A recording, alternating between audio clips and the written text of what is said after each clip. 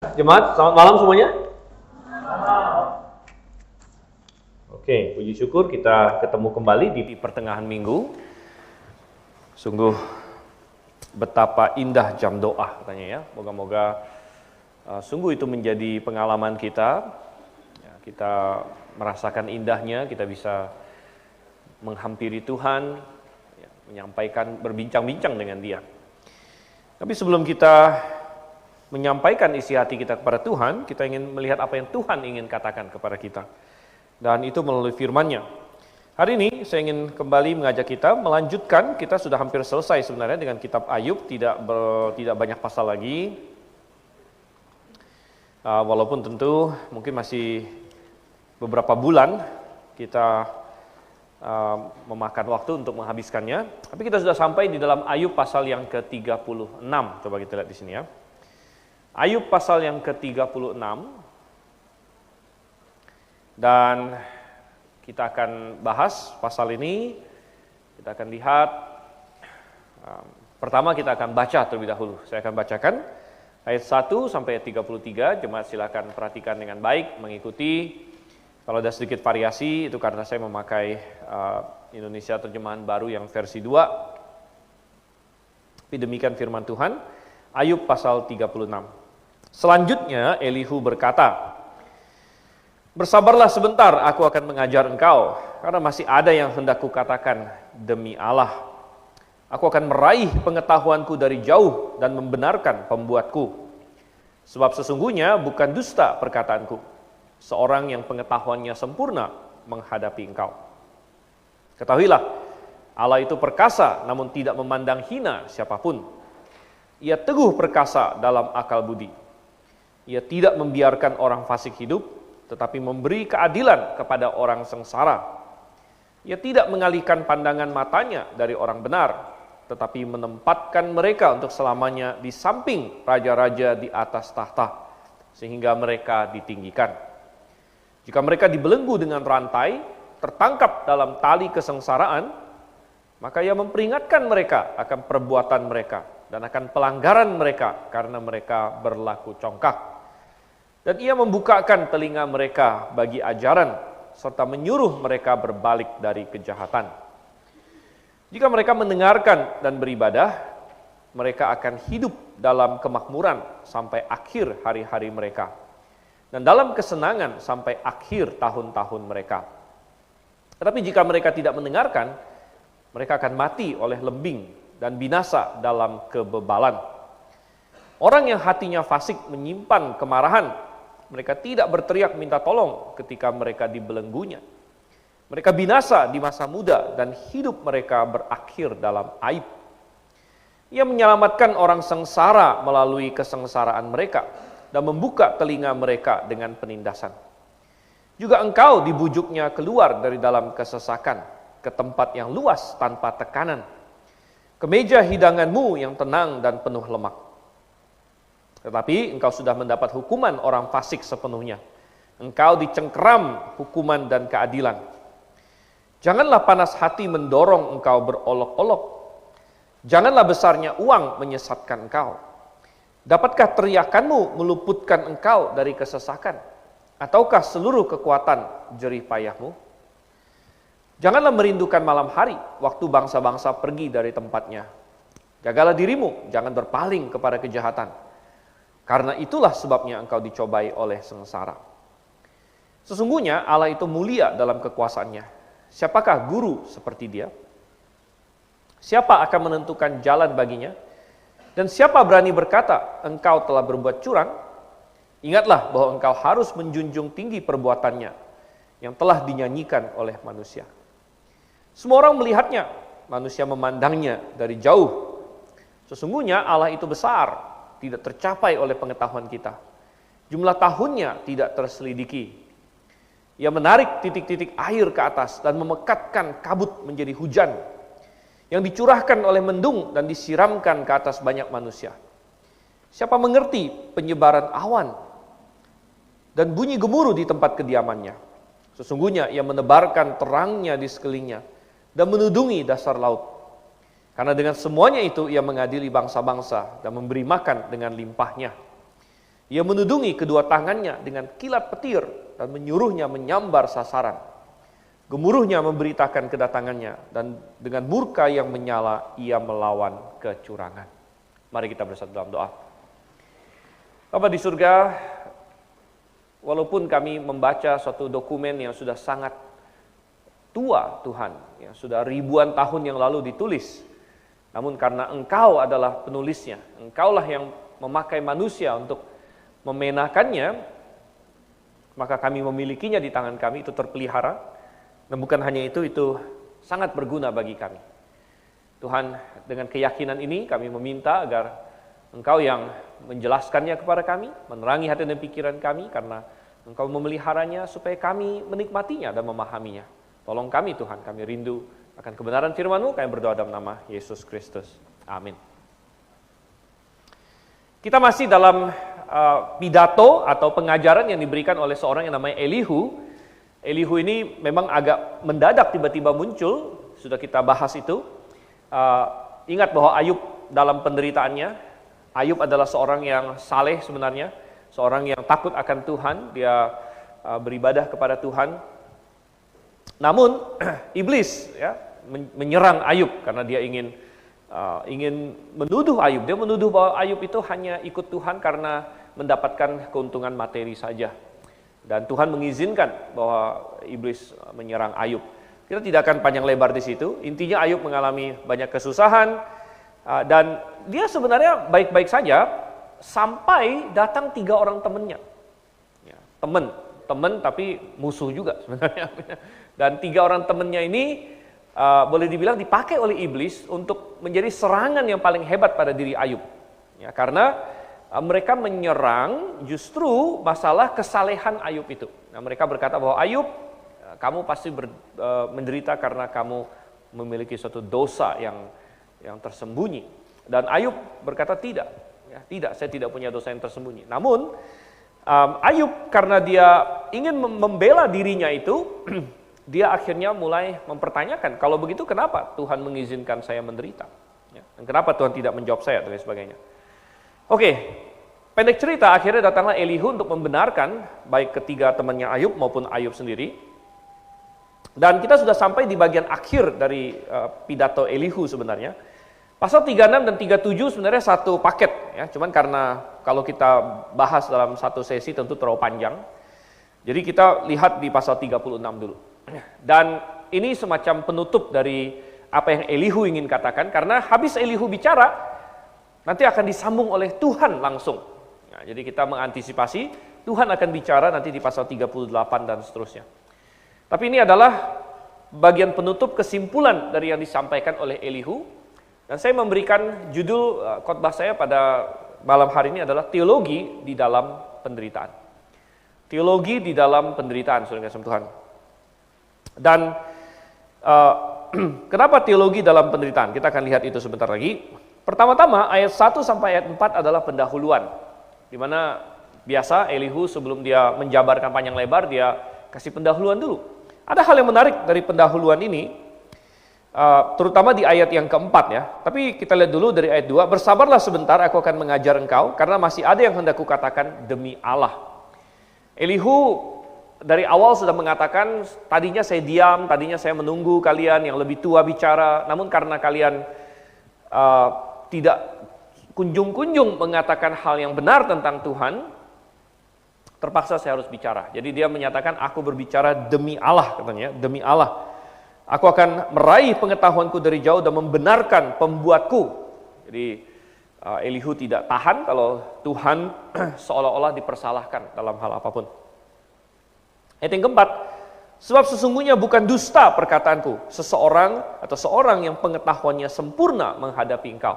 Nah, ini sangat menarik bahwa Elihu, apa yang dikatakan ini? Seorang yang pengetahuannya sempurna menghadapi engkau, katanya di sini.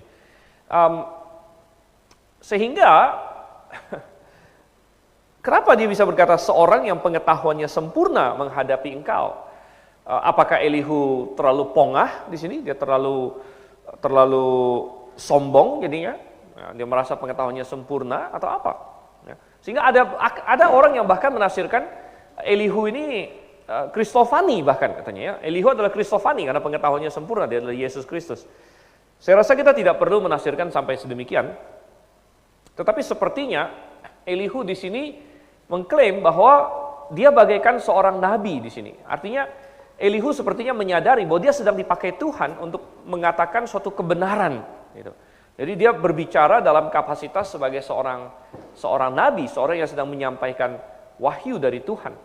Dan fakta bahwa kata-kata Elihu akhirnya dicatat di dalam kitab Ayub itu sendiri.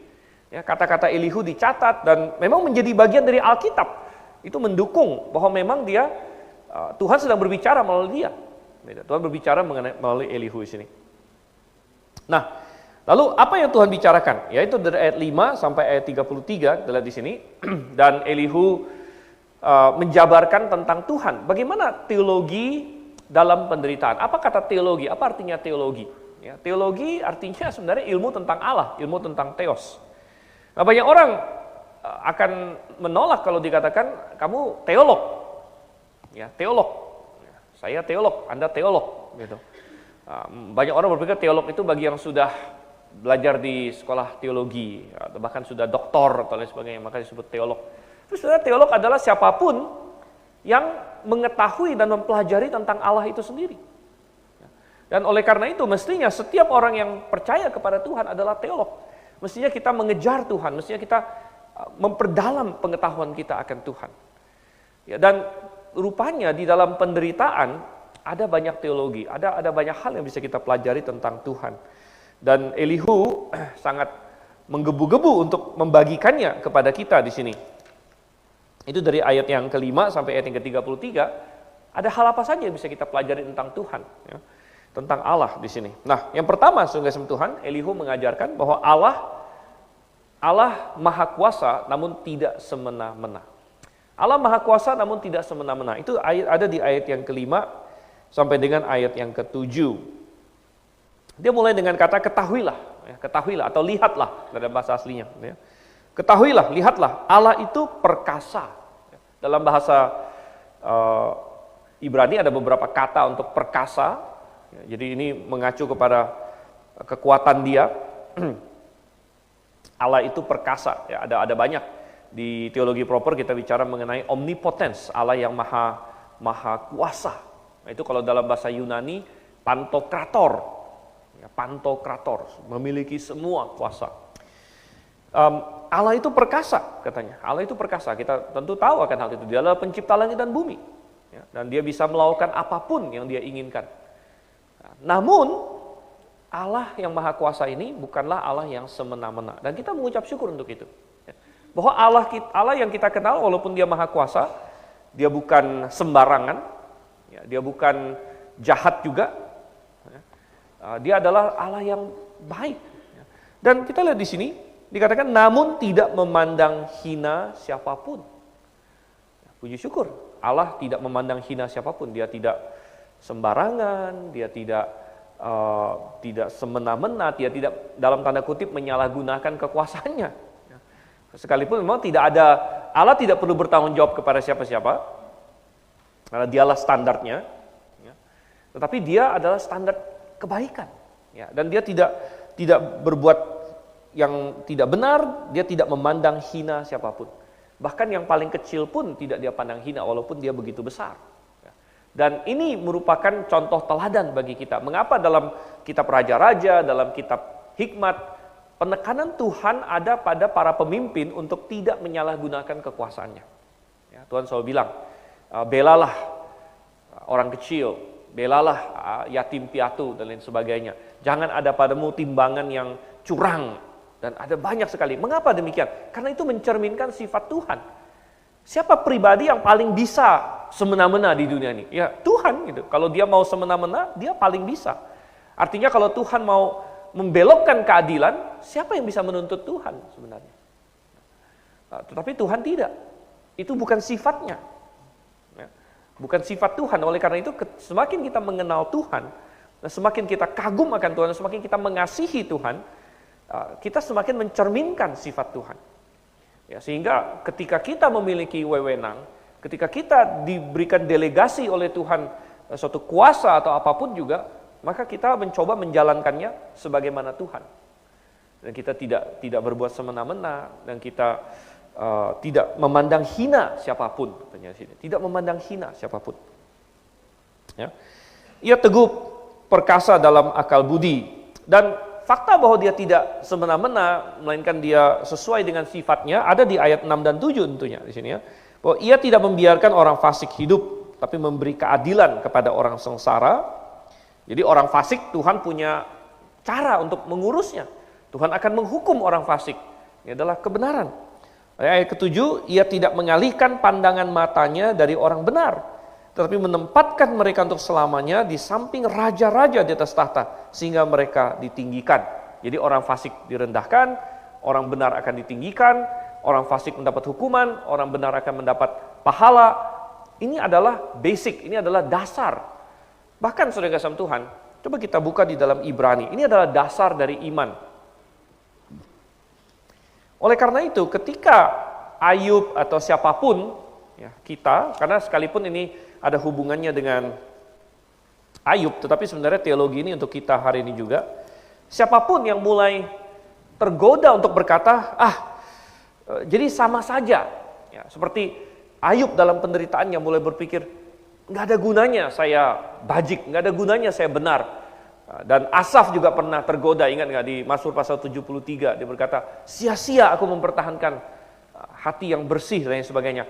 Ketika kita mulai tergoda untuk mengatakan hal-hal seperti itu, kita sudah dalam bahaya untuk melawan poin iman, salah satu poin iman yang paling penting. Coba kita lihat Ibrani pasal 11. Ya, Ibrani pasal 11 ayatnya yang kelima di sini. Namun, dikatakan di sini, ayat yang ke-6, Ibrani 11 ayat yang ke-6, namun tanpa iman tidak mungkin orang berkenan kepada Allah. Jadi, kalau kita tidak percaya, maka kita tidak mungkin berkenan kepada Allah. Tetapi bukan hanya percaya bahwa Allah itu eksis ya. Makanya dilanjutkan, sebab siapa yang datang kepada Allah, ia harus percaya bahwa Allah ada. Kita harus percaya Allah eksis. Tapi lebih dari itu, dan bahwa Allah memberi upah kepada orang yang sungguh-sungguh mencari Dia. Jadi iman yang sejati bukan hanya percaya bahwa Allah itu eksis, karena seperti sudah sering kita tekankan, iblis pun jauh lebih tahu lagi dari kita bahwa Allah itu eksis, gitu. Allah itu ada. Ya, tetapi sekalipun mengetahui bahwa Allah ada, iblis melawan Tuhan. Iblis melawan Tuhan.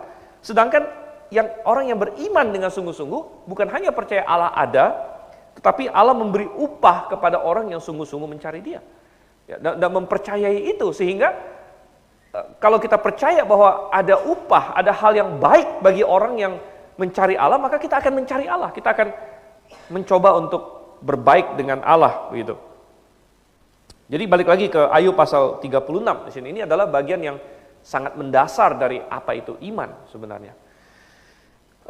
Oke, itu adalah hal pertama yang Elihu ajarkan kepada kita, bahwa Allah Maha Kuasa namun tidak semena-mena. Ya. Kemudian dia berlanjut kepada poin kedua dia, dari ayat 8 sampai dengan ayat yang ke-10, bahwa Allah, karena dia tidak semena-mena, berarti Allah punya tujuan di dalam penderitaan. Allah punya tujuan dalam penderitaan, karena Allah tidak sembarangan. Allah tidak mengumbar kekuasaannya dengan random, dengan acak, atau dengan sewenang, atau dengan pokoknya dengan nggak ada juntrungannya begitu. Coba kita lihat ayat 8 sampai ayat yang ke-10. Jika mereka dibelenggu dengan rantai, tertangkap dalam tali kesengsaraan, maka ia memperingatkan mereka akan perbuatan mereka dan akan pelanggaran mereka karena mereka berlaku congkak, dan ia membukakan telinga mereka bagi ajaran serta menyuruh mereka berbalik dari kejahatan. Tanya di sini. Oke, jadi jika mereka dibelenggu dengan rantai, ya, dan sebenarnya ini kan menyambung ayat yang ke-7 sebenarnya di sini ya. Ayat 7 dia bicara soal orang benar, ayat 6 dia bicara soal orang fasik, ayat 7 dia bicara soal orang benar, ayat 8 jika mereka dibelenggu dengan rantai, katanya di sini. Jadi penderitaan bisa datang baik kepada orang fasik maupun kepada orang benar. Dan orang fasik bisa menderita, orang benar juga bisa menderita. Ini adalah yang diajarkan oleh yang ditekankan oleh Elihu. Tetapi apapun itu, baik orang fasik maupun orang benar, dalam penderitaannya Tuhan punya tujuan. Ya, Tuhan punya tujuan. Dan kalau bagi orang yang memang dalam kesalahan, orang fasik atau orang yang berdosa dan sebagainya, maka tujuan dari penderitaan cukup jelas. Ya, memperingatkan mereka akan perbuatan mereka, memperingatkan mereka akan pelanggaran mereka karena mereka congkak dan lain sebagainya. Jadi bahwa penderitaan bisa Tuhan pakai sebagai hukuman bagi orang fasik itu sangat jelas.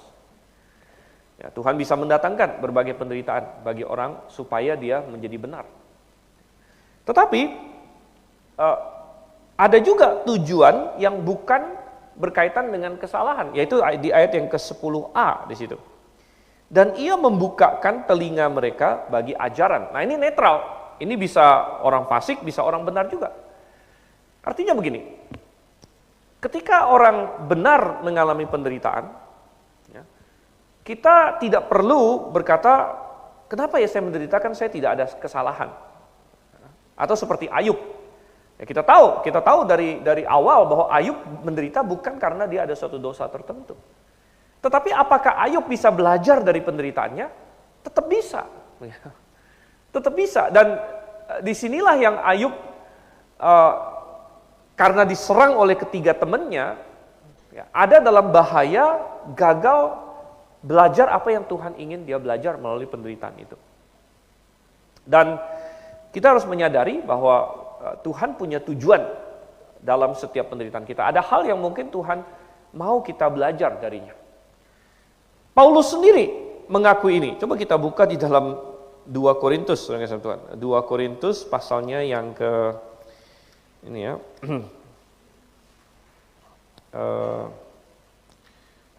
Korintus pasalnya yang ke-12, coba kita lihat. 2 Korintus 12 ayatnya yang ke-7. Dan sebelumnya Paulus berkata bahwa dia menerima penglihatan yang sangat luar biasa. Paulus adalah orang yang dibawa Tuhan ke sorga benar-benar. Ya, jadi kalau ada hari ini orang bilang dia dibawa ke sorga, jangan percaya. Ya. Paulus yang benar-benar dibawa Tuhan ke sorga. Tapi apa yang Paulus katakan? Waktu dia di sorga, apa yang dia bilang di situ? Ayat yang keempat. Ia diangkat ke Firdaus. Ia di sini maksudnya diri dia sendiri ya. Ia diangkat ke Firdaus dan ia mendengar kata-kata yang tak terkatakan dan tidak boleh diucapkan manusia. Dan Paulus pun tidak kasih tahu apa yang dia lihat gitu kan, ada banyak hal yang tidak boleh diceritakan. Sedangkan kalau orang hari ini yang mengklaim dia dibawa ke sorga, wah itu, banyak banget cerita dia gitu kan, wah ini begini begitu lain sebagainya. Tidak, Paulus benar-benar dikasih penglihatan sorga oleh Tuhan. Namun apa yang kita katakan ayat yang ke-7, supaya aku jangan meninggikan diri karena penyataan-penyataan yang luar biasa itu, aku diberi suatu duri dalam dagingku. Ini suatu penderitaan. Penderitaan yang dialami oleh Paulus. Bukan karena dia berdosa, tapi ada pelajaran yang Tuhan ingin dia tarik dari itu. Ya kan? Dan Paulus menyadari bahwa ternyata penderitaan dia itu, duri dalam daging itu, yang adalah seorang utusan iblis untuk menghantam aku. Kalau nggak salah di TB1 menggocoh ya. Menggocoh aku, yang menghantam aku, supaya aku jangan meninggikan diri. Dan rupanya Paulus menyadari bahwa penderitaan dia ini ada manfaatnya untuk dia, ada tujuannya, ada hal yang Tuhan ingin dia belajar dari situ. Yaitu bahwa janganlah meninggikan diri karena penyataan-penyataan yang luar biasa yang dia terima. Itu adalah pelajaran yang Tuhan ingin Paulus belajar dari penderitaan dia, dari duri dalam daging dia itu. Ya. Jadi ada hal-hal yang Tuhan inginkan ya, dari kita.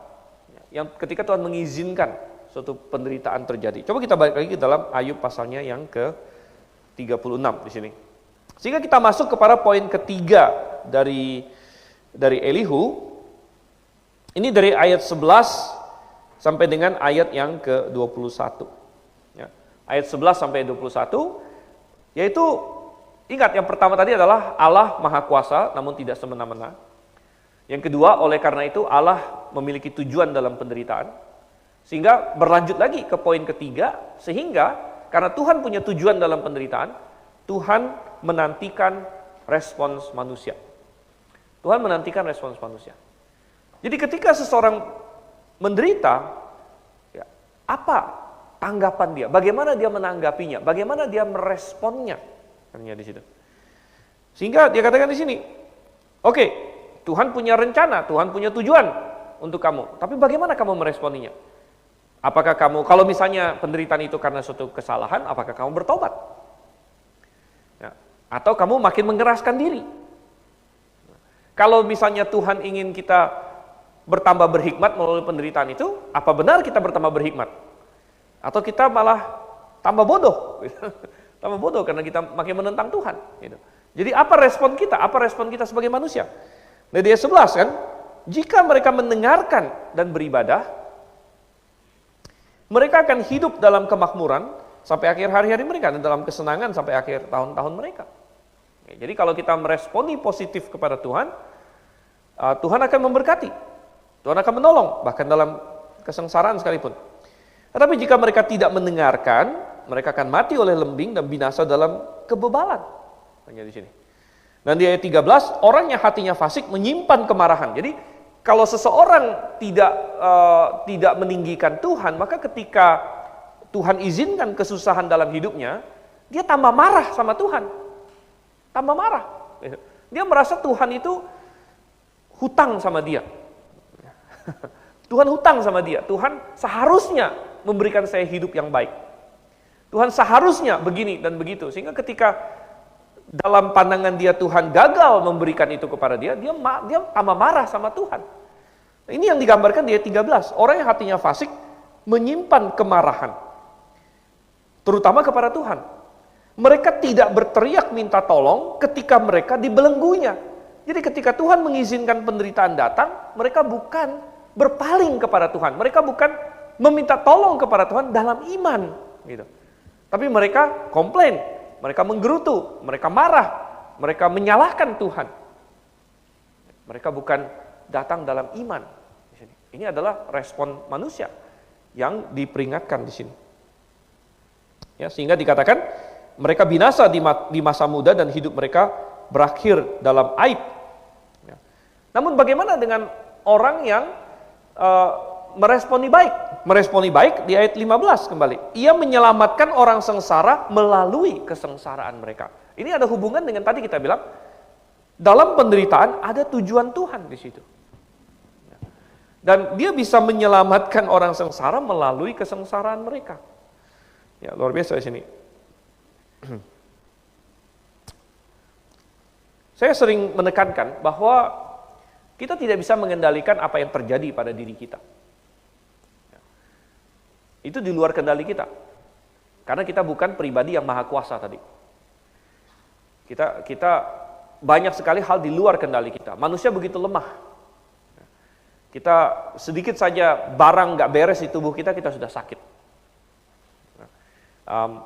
Kita sehat-sehat pun bisa kecelakaan. Ada begitu banyak hal. Kitanya nggak apa-apa pun ada orang yang kita kasihi celaka, bisa juga. Gitu. Jadi manusia itu tidak bisa mengendalikan begitu banyak hal. Ya. Tetapi yang bisa kita kendalikan adalah bagaimana kita menanggapi hal yang terjadi. Ya. Kita tidak bisa mengendalikan misalnya tiba-tiba ada krisis moneter, dunia tiba-tiba perang, atau kita jatuh sakit, atau terjadi apapun, kita tidak bisa kendalikan itu semua. Kita bukan Tuhan. Tapi kita bisa mengendalikan bagaimana saya akan menanggapi ini. Ketika hal ini terjadi pada diri saya, bagaimana respon saya? Nah, ini yang bisa kita kendalikan. Dan perhatikan ayat yang ke-17. Tetapi, nah ini dia berbicara kepada Ayub ya, bicara pada Ayub langsung. Tetapi engkau sudah mendapat hukuman orang fasik sepenuhnya. Engkau dicengkram hukuman dan keadilan. Nah, kita harus berhati-hati menafsirkan ini di sini. Engkau sudah mendapat hukuman orang fasik sepenuhnya. Di sini bukan berarti bahwa Elihu sama seperti 3 orang teman Ayub menuduh bahwa Ayub adalah seorang yang fasik dan lain sebagainya. Tetapi sekilas mata memang kondisi Ayub ini seperti orang yang kena hukuman gitu, seperti orang yang kena hukuman. Itu benar. Ya. Ayub sepertinya sedang kena hukuman, ya padahal bukan. Ini kan hanya sepertinya, tanya sini ya. Tetapi yang Elihu ingin tekankan, perhatikan, Elihu beda dengan 3 orang teman Ayub itu. 3 orang teman Ayub berkata, kamu pasti punya dosa rahasia. Elihu tidak terlalu peduli Ayub punya dosa rahasia atau tidak punya dosa rahasia. Yang penting adalah bagaimana kamu merespon di dalam kesengsaraan kamu. Bagaimana kamu sekarang menanggapi kesengsaraan kamu. Dan di ayat yang ke-18, ya, dia menasihati Ayub yang menjadi nasihat bagi kita juga. Kalau kita dalam sengsara, maka bagaimana respon kita? Ada beberapa yang dikatakan jangan, ya katanya, jangan panas hati mendorong engkau berolok-olok. Okay? Jangan kita menjadi marah kepada Tuhan, kita jadi menghina Tuhan dan lain sebagainya. Janganlah besarnya uang menyesatkan engkau. Okay, sudah jelas itu. Dapatkah teriakanmu meluputkan engkau dari kesesakan, ataukah seluruh kekuatan jerih payahmu? Ada orang yang dalam sengsara teriak aja begitu, ya. Teriak dalam amarah untuk melepas amarah atau apa begitu kan. Janganlah merindukan malam hari waktu bangsa-bangsa pergi dari tempatnya. Merindukan malam hari di sini, ini maksudnya sedikit puitis ya, maksudnya jadi sepertinya merindukan ya sudahlah, bahkan sampai kepada mau bunuh diri dan lain sebagainya. Jangan, jagalah dirimu, janganlah berpaling kepada kejahatan, karena itulah sebabnya engkau dicobai oleh sengsara. Jadi bagaimana kita merespon kepada kesengsaraan di sini? Oke, kita sekarang masuk ke ayat 22 sampai ayat yang ke-33 sini ya. Yang terakhir yang Elihu ingin katakan adalah bahwa Allah patut dimuliakan dan dipercayai. Allah patut dimuliakan dan dipercayai. Kalau dikatakan Allah punya tujuan dalam kesengsaraan, mungkin kita berkata, tapi Tuhan apa tujuannya? Saya nggak paham. Bisa jadi. Ayub juga sendiri tidak begitu paham kenapa dia menderita. Dan mungkin saat ini kita pun belum paham kenapa ada suatu penderitaan, ada suatu kesengsaraan. Jadi walaupun kita harus yakin dan percaya bahwa Tuhan punya tujuan dalam penderitaan, ketika kita sedang menderita, itu sepertinya tidak begitu membantu gitu ya.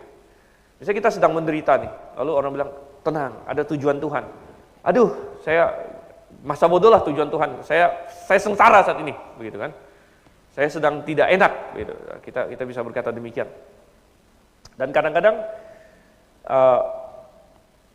tujuannya apa kita belum jelas. Tujuannya apa? Kenapa Tuhan? Apa tujuannya? Kita belum tahu. Ya. Tetapi intinya, Elihu ingin menekankan, percayalah kepada Tuhan.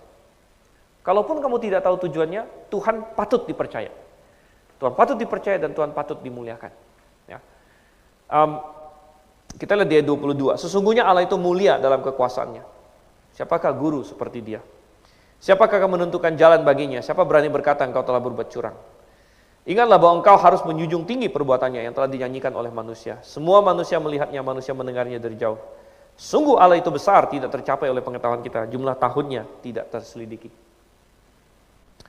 Dan ibaratnya seorang jenderal besar dalam peperangan. Dia bisa kasih suatu perintah kepada seorang kapten di sini. Coba bawa pasukan kamu serang ini. Dia kasih lagi perintah kepada kapten yang lain, serang yang di sini. Mungkin ada satu kapten yang berpikir, wah, perintah dari jenderal saya ini kalau saya laksanakan akan menimbulkan banyak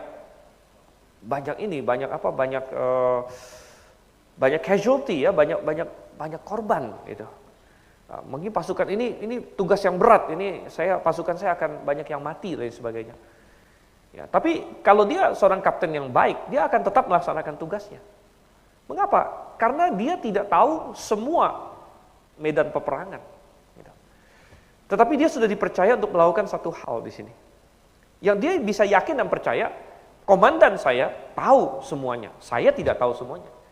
Saya tidak tahu situasi globalnya. Tapi komandan saya tahu. Dan ini adalah suatu mikrokosmos ya untuk melihat apalagi Tuhan gitu. apalagi Tuhan. Banyak hal yang kita tidak tahu, kenapa begini, kenapa begitu. Tapi kita bisa percaya Tuhan tahu, dan Tuhan punya alasan yang baik. Walaupun alasan itu belum jelas bagi kita, dan sepertinya bagi kita tidak ada alasan yang baik, ini kenapa ini terjadi. Gitu. Namun Tuhan tahu, ya. Dan kita hanya bisa berserah kepada Tuhan. Nah, dari ayat 27, ya, saya tidak akan bahas terlalu panjang lebar ayat 27 sampai 33, karena ayat 27 sampai 33 ini sudah mulai masuk hampir sama dengan pasal 37 yang akan kita bahas berikutnya.